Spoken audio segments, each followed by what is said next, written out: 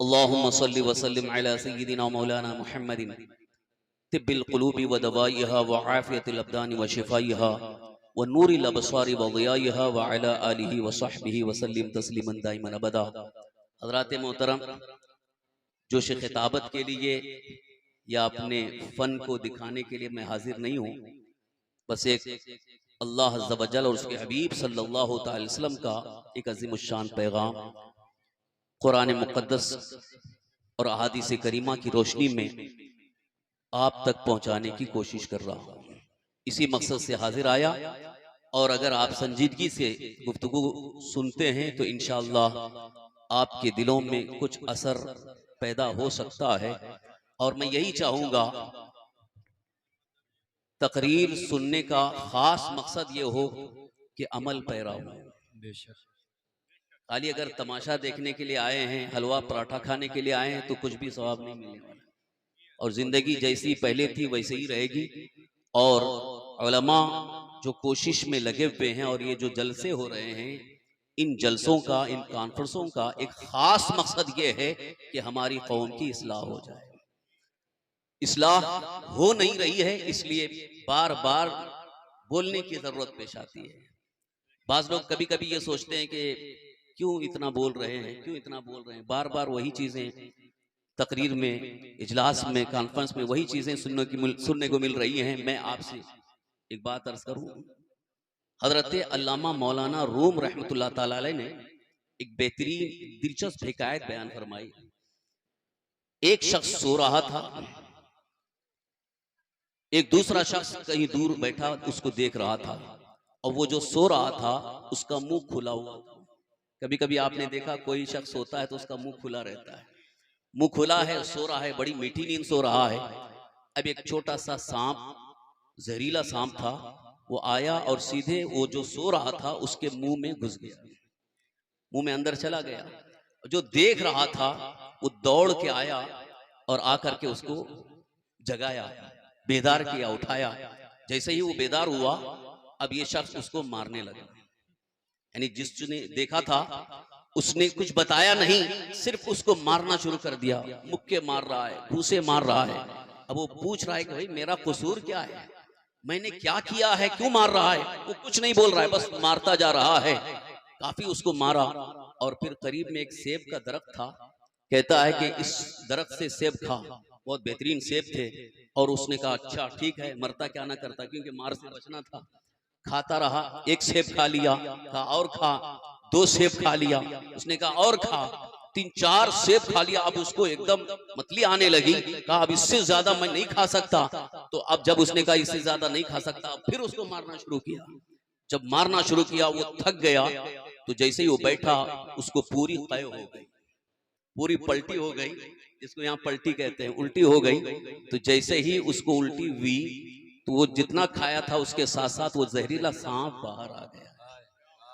हजरत अल्लामा मौलाना room रहमतुल्लाह ताला अलैह मसनवी शरीफ में जिक्र फरमाते हैं, उलमा जो नसीहत करते हैं आपको सांप से, जहर से बचाने के लिए करते हैं। उलमा आपके दुश्मन नहीं है, हराम चीजों से बचने की आपको ताकीद कर रहे हैं, बदअकीदों से अपने आप को बचाने की ताकीद कर रहे हैं, अकीदे की हिफाजत की तलकीन कर रहे हैं। तो ये आपका भला चाहते हैं, बुरा नहीं चाहते हैं। इसीलिए आपको इजलास में बुलाया जाता है ताकि आपकी इस्लाह हो, ज़हन व फिक्र की इस्लाह हो, अकायद व अमाल और किरदार की इस्लाह हो। लेकिन आप कभी कभी उलमा को बुरा कहते हैं।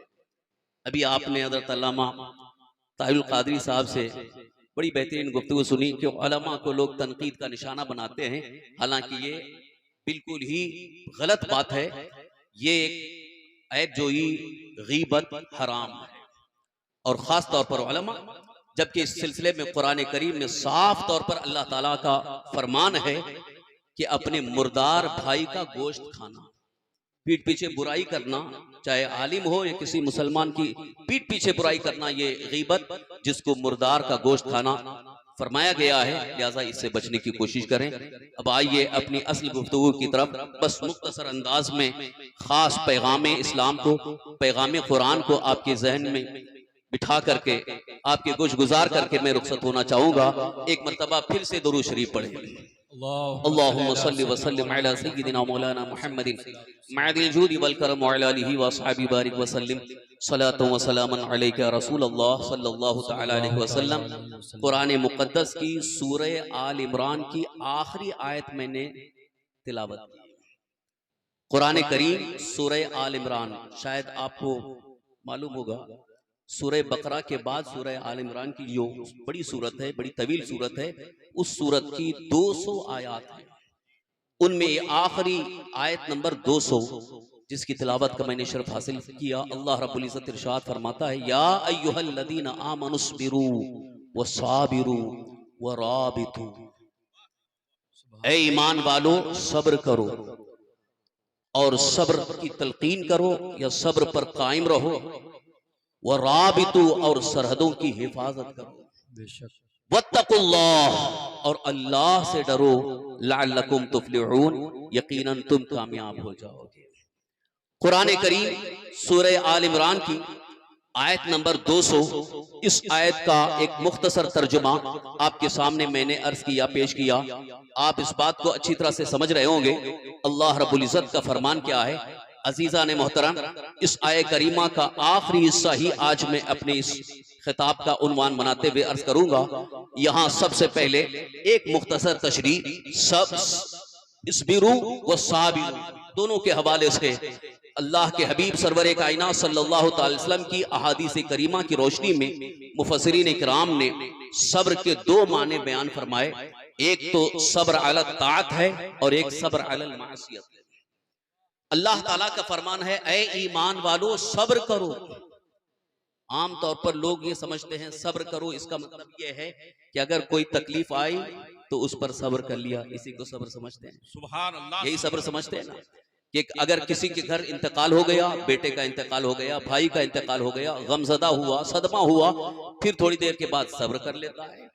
तो ये किसी चीज के फौत हो जाने पर या किसी चीज के हाथ से छूट जाने पर या किसी चीज का नुकसान होने पर जो इंसान सब्र कर रहा है, ये भी सब्र का एक मफहूम है। मगर यहाँ एक खास मफहूम की तरफ तवज्जो दिलाई गई, खास इशारा है, ए ईमान वालों सब्र करो, यानी अल्लाह की इताअत और फर्मा बरदारी पर सब्र करो। अल्लाह की इताअत और फर्मा बरदारी पर सब्र करो और सब्र पर अपने आप को तैयार करो, यानी सब्र का आदी बना लो। सुभान अल्लाह, सब्र का आदी बना लो। अब इसको और वाज़ेह अंदाज में इसकी पूरी तफसील आपके सामने अर्ज करूं। अल्लाह की इताअत पर सब्र करने का मतलब यह है, अल्लाह के जो अहकाम हैं, जैसे मिसाल के तौर पर 5 वक्त नमाज फर्ज है। कितने वक्त की नमाज फर्ज है? जोर से बोलिए।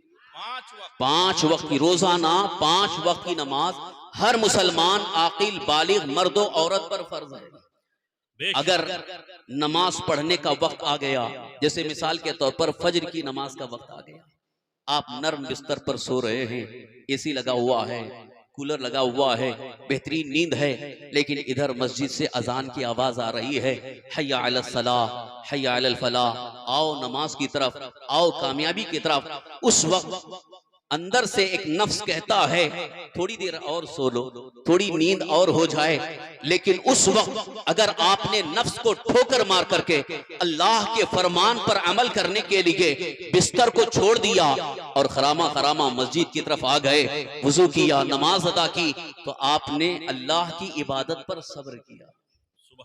ये है सब्र अला ताअत का मफहूम, यानी अल्लाह की इताअत और फरमाबरदारी में सब्र करना। ये अल्लाह ताला ने फरमाया, अय्युहल्लज़ीना आमनुस्बिरू, ए ईमान वालो सब्र करो। इसलिए कि बहुत सारी इताअत का मामला ये है, खास तौर पर अहकाम शरइया की इताअत में, अल्लाह के अहकाम पर अमल करने में कभी कभी बंदे पर कुछ तकलीफ आती है, कभी कभी मशक्कत का सामना होता है, कभी कभी उसको ऐसा लगता है कि अगर ये इस पर अमल करूंगा तो शायद मेरा नुकसान हो जाएगा। जैसे उसकी एक मिसाल ये है, दुकान में बैठा हुआ है, इधर अजान हो रही है, सोचता ये है कि अजान सुन करके मस्जिद में जाऊंगा, मेरा धंधा नुकसान हो जाएगा, मेरा कारोबार खराब हो जाएगा, मेरी दुकान में आने वाले ग्राहक बंद हो जाएंगे, इसलिए वो नमाज के लिए नहीं जाता है, बल्कि यही सोच करके रह जाता है, तो उसको सब्र नहीं हुआ।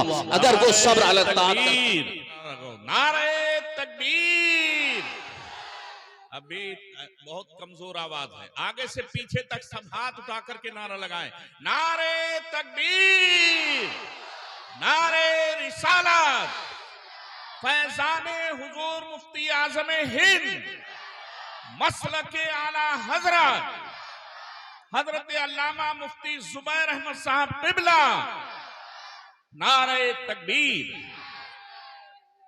दरूद शरीफ पढ़ लें। अल्लाहुम्मा सल्लि व सल्लिम अला सय्यिदिना मौलाना मुहम्मदिन मअल जूदि वल करम व अला आलिहि व अस्हाबिहि व बारिक व सल्लिम सलातु व सलामुन अलैका या रसूल अल्लाह, सलातु व सलामुन अलैका या हबीब अल्लाह। आपको समझ में आ रहा है जो मैं कहना रहा हूँ? बात समझ में आ रहा है? बहुत इत्मीनान के साथ और इसी नीयत के साथ सुने कि ये अल्लाह का पैगाम है और अल्लाह के रसूल सल्लल्लाहु अलैहि वसल्लम का पैगाम है जो आप तक पहुंचा रहा हूं। यकीनन दिल के आंखों, दिल के कानों से सुने। मैं ये अर्ज कर रहा था कि अल्लाह ताला का फरमान है, अल्लाह का हुक्म है, सब्र करो। अल्लाह का हुक्म है ना, अल्लाह का फरमान है, सब्र करो। और ये तो कई बार आपने सुना होगा, इन्नल्लाह मअस साबिरीन, बेशक अल्लाह सब्र वालों के साथ है, बेशक अल्लाह सब्र वालों के साथ है। तो आज लोग सिर्फ यही समझते हैं कि अगर किसी का इंतकाल हो गया तो सब्र कर लें, दौलत चली गई तो सब्र कर लें, और कुछ नुकसान हो गया तो सब्र कर लें। लेकिन यहाँ सब्र का जो असल मफहूम है, जिससे हमारे लिए अल्लाह की बारगाह की राह आसान होती है, तकर्रुब इल्लाह की मंजिलें आसान होती हैं, जिसको आप औलिया किराम का मुजाहिदा कहते हैं, वो सब्र अल ताअत है और सब्र अल मासियत है। तो सब्र अल ताअत की एक दो मिसालें मैंने अर्ज की हैं। अल्लाह की बंदगी पर सब्र करना, तो अगर कोई इंसान दुकान में बैठा हुआ है, अजान हो रही है, अल्लाह का हुक्म है कि तुम नमाज पढ़ो, लेकिन आप ये सोच रहे हैं कि मैं नमाज पढ़ूंगा तो मेरा नुकसान हो जाएगा। लेकिन उस वक्त अगर आपने सब्र कर लिया, अल्लाह के हुक्म पर अमल करने से मेरा नुकसान नहीं होगा, मेरा मौला मुझे और कसीर तादाद में अता फरमाएगा। इसलिए कि रज़्ज़ाक़ अल्लाह है, रिस्क देने वाला रब्बे कायनात है। लिहाजा जब वो बिल की चूंटियों को रिस्क अता फरमा रहा है, समंदर की मछलियों को रिस्क अता फरमा रहा है, तो हम तो अशरफुल मखलूकात हैं। और सबसे बड़ी फख्र की बात यह कि हम गुलामाने मुस्तफ़ा हैं, दामने मुस्तफ़ा को थामे हुए हैं। इंशाअल्लाह अल्लाह ताला हमारे रिस्क में कमी नहीं फरमाएगा। लेकिन सब्र करो।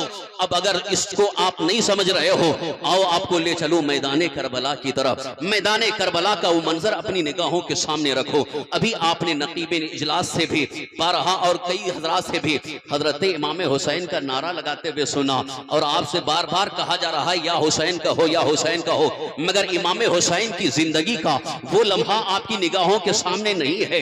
ए मेरे मुसलमान भाइयों, ए अजीजान गिरामी, आज जरा अपने आप को समझो और मैदाने करबला का वो मंजर अपनी निगाहों के सामने रखो। मैदाने करबला का वो मंजर कि जब हजरत सैयदना इमाम अली मकाम रज़ियल्लाहु अन्हु पर 3 दिन से पानी बंद कर दिया गया है, 3 दिन के भूखे प्यासे हैं, खीमे में पानी नहीं आ रहा है, और उसके बावजूद नमाज कोई कज़ा नहीं हो रही है, तयम्मुम करके नमाज अदा हो रही है। अल्लाह अकबर। जब हजरत इमाम हुसैन रज़ियल्लाहु अन्हु ऐसे हालात में, जबकि उस वक्त मैदाने कारज़ार गरम है और नेज़े और तलवारों की झंकार है, और सबसे बड़ा अजीम मरहला, बड़ा ही नाजुक मरहला वो है कि इतने शहीद हो चुके हैं, जवान बेटे शहीद हो गए, भाई अब्बास शहीद हो गए, और आपके साथी आवानो अंसार शहीद हो गए। और जब वो मरहला सामने आया है कि जब आपके लख्ते जिगर नूरे नजर अली असगर को प्यास की वजह से बड़ी तकलीफ हो रही है, उनकी जबान बाहर आ रही है, हजरत अली असगर की प्यास न देखी गई। उनकी वालिदा ने अर्ज किया, ए इमाम, ये हम पर पानी बंद किए हुए हैं, लिहाजा इस अली असगर को ले जाओ, शायद हो सकता हो इनको देख करके ये पानी दे दे, इनको देख करके ये पानी दे देंगे। हजरत इमाम अली मकाम रज़ियल्लाहु अन्हु ने उनसे फरमाया कि ये जालिम हैं, ये पानी नहीं देंगे, लिहाजा रहने दो। मगर हजरत अली असगर की वालिदा ने जब इसरार किया, इमाम हुसैन रज़ियल्लाहु अन्हु ने अपने हाथों में 6 माह के बच्चे अली असगर को लेकर मैदाने करबला में उनके सामने इतना कहा था, ए जालिमों, ए यजीदियों, जुर्म है तो तुम्हारी नजर में मेरा है कि मैंने यजीद की बैत कबूल नहीं की है, लेकिन इस बच्चे का क्या कसूर है कि ये भी प्यास की वजह से तड़प रहा है, इसे चंद कतरे पानी दे दो ताकि इसकी जान में जान आ जाए, इसकी जिंदगी बच जाए। इमाम हुसैन ने मैदान करबला में यजीदियों के सामने पानी का सवाल सिर्फ इसलिए किया था कि वो बच्चा है और 6 माह का बच्चा है, उसकी जान बच जाए। मगर जालिम यजीदियों ने इमाम हुसैन रज़ियल्लाहु अन्हु के उस फरमान पर, उनकी उस अर्ज पर कुछ भी तवज्जो नहीं दी, बल्कि एक जालिम यजीदी ने तीर का निशाना लगाकर हजरत सैयदना अली असगर के गले में छेदा, यानी तीर ऐसा उसने फेंका कि सीधे उनके गले में लग गया। और जैसे ही हजरत अली असगर के गले में तीर लगा है, खून का फव्वारा उबल पड़ा।